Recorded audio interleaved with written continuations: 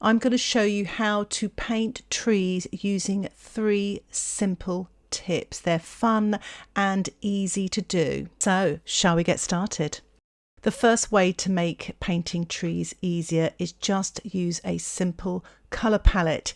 Here you can see I'm just using 3 colours: cobalt blue, burnt sienna and cadmium yellow.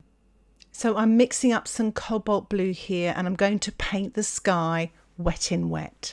So I'm wetting the sky with clean water around the outside edge of the tree using my size 10 brush.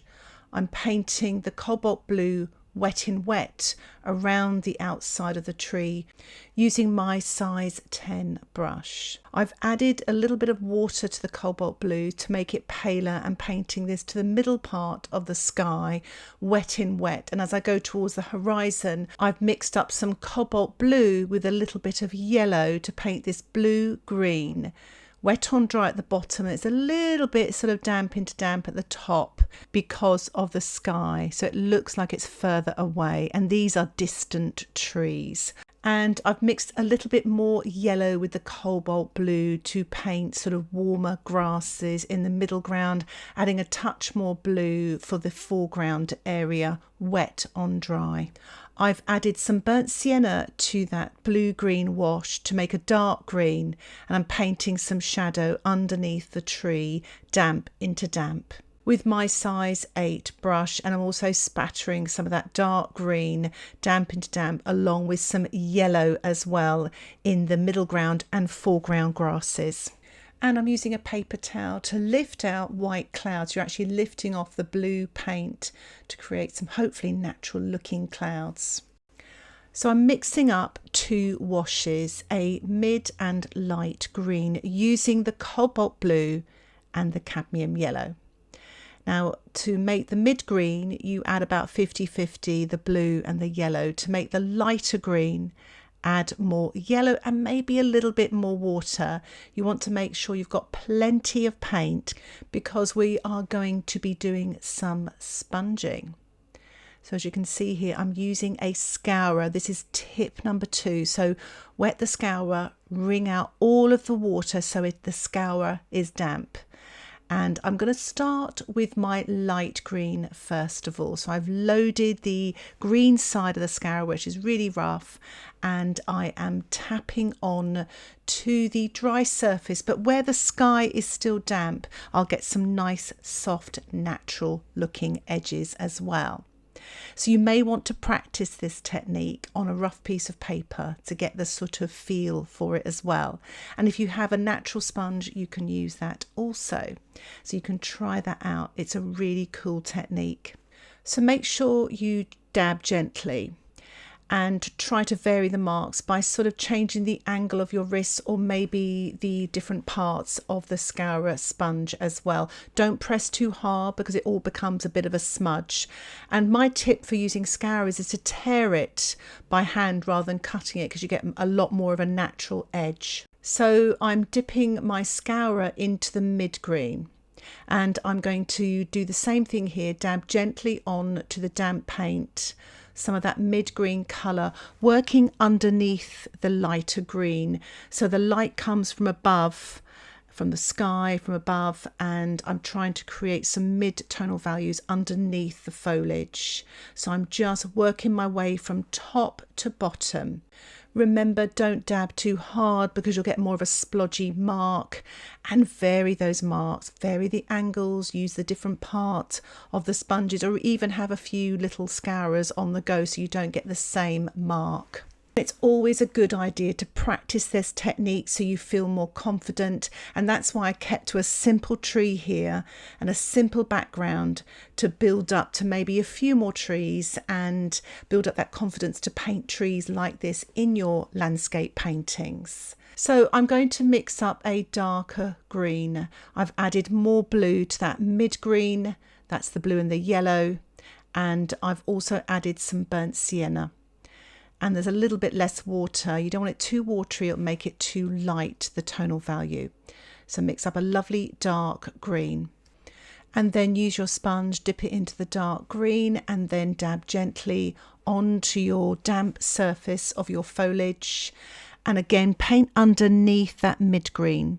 So you've got light, medium and dark tonal values there. So it makes the tree look more 3D. So you want the light on the top part of the foliage, and have fun with it, dabbing, creating lots of yummy textures. And again, work your way round, creating different marks with the sponge. Try to vary the marks. And remember, you can use different sponges, different sort of shapes, tear them in a different way so you get some lovely ragged edges. And I work top to bottom, working my way down, damp into damp. And don't be afraid of the dark.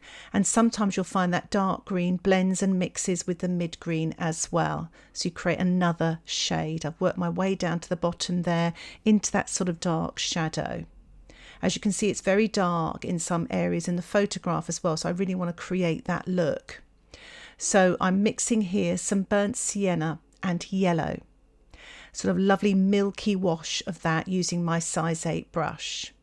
And I'm going to sponge that on top of some of the sort of mid to lighter tonal values there. I quite like these warm colours in the reference photograph, and it's what inspired me to actually paint this tree. And I love the sky behind as well. So I'm working my way around, still using that green side of the Scourer to create these lovely warmer textures here on the foliage. And remember, in watercolour, less is more. So I've left quite a little bit of white as well. So watch and see what I do with that. So what I'm doing now is I'm mixing up some cobalt blue and burnt sienna. This is going to be the colour for the tree trunk and branches. I'm using my size 6 brush to mix those colours. Make sure you've got plenty of paint so you can paint with ease afterwards without having to mix up colours. I'm taking off the excess paint there with the paper towel, and I'm going to begin to paint the tree trunk through the centre of the tree there, damp into damp. I'm using my size 4 brush. I've kind of started in the centre there and I'm working my way down. I just want to make sure I get the dark of the tree trunk. You can't really see it in the photograph. I'm sort of using a bit of artistic license, painting the bottom of the tree there as it goes into that dark shadow, and sort of painting it out a little bit at each side, fanning it out so it looks like it's growing naturally out of the ground as it goes into that dark shadow. I'm going back to the centre of the tree now with my size 4 brush, painting damp into damp. If your paint or the foliage has dried off a little bit, don't worry. Sort of cut into it. Don't go straight over the top. You want to leave areas of foliage. So this is almost like a negative shape, or the positive shape going around the negative shape of the foliage. You want the foliage to look natural. So sort of paint around it as well. And as you go towards the top of the tree trunk gets a little bit narrower as well. So still using the size 4 brush, I'm painting in the sort of bigger branches. Some areas are wet on dry, but I'm sort of painting the sort of negative space, the gaps that I left, the lighter gaps there. As you can see in the photograph, you can really see some defined branches there. As you paint towards the outside of the branches, they get thinner. So you kind of almost want to lift off a little bit with your brush. So you're painting with the tip of the brush and not putting so much pressure and pushing down on the brush. So you can push down a little bit with the brush at the beginning of the branches nearest to the trunk, and as you come on the outside, lift off. As you can see here, I've turned my tree upside down. This is tip number 3. It really helps, especially if you're painting branches. It sometimes can be quite tricky to paint branches the right way up. It's hard to keep the hand steady. This way you can sort of lean your hand a little bit more, especially to the top part of the tree. And of course you can see I've turned the reference photograph upside down. So I'm using that as a source of inspiration to paint the branches. I'm not painting every single one. If you don't find this is helpful, you don't have to do this. It's just another tip to help you paint the branches. So I've turned it the right way up again. I'm continuing on painting these branches here. My 4th tip is to use a twig. Yes, you heard it, a twig. to paint twigs and branches. I've made a big puddle of burnt sienna and cobalt blue. I've dipped my twig, fully loaded it into that paint there, so you really need to make a puddle so you can load that twig.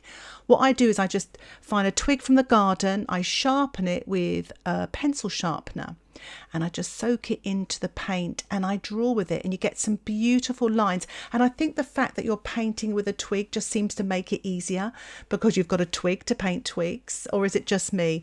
But I do find it fun as well, and I love sort of painting straight lines and marks using twigs. So do have fun with that. And again, you can turn your painting upside down. The other thing I like with twigs, as you can see I'm doing here, when it runs out of paint, sometimes you will sort of literally be sketching with a dried sort of paint almost, and it creates lighter looking sort of twigs that look sort of behind a little bit, and it creates depth in your painting. So you may want to try that out as well. That's fun to do. As you can see, I'm doing a little bit here. I'm also painting some twigs and in the bushes here, just at the bottom of the tree, just to make things look a little bit more natural. Again, if this technique doesn't suit you, you can use a liner brush, a rigger brush, a sword liner brush, or even just a small round brush, whatever you feel comfortable using. So I'm going to allow my painting to dry. Once the painting is dry, I am building up a little bit more of the foliage, painting or sponging wet on dry with the Scourer, using a little bit more of that burnt sienna and yellow. Again, you can mix the colours up, but do try to keep lighter tonal values at the top part of the foliage and darker tonal values at the bottom. So to make a darker colour, you add more blues and browns. A lighter colour, you'll add more of the yellow. And just have a little bit of fun with that, creating texture.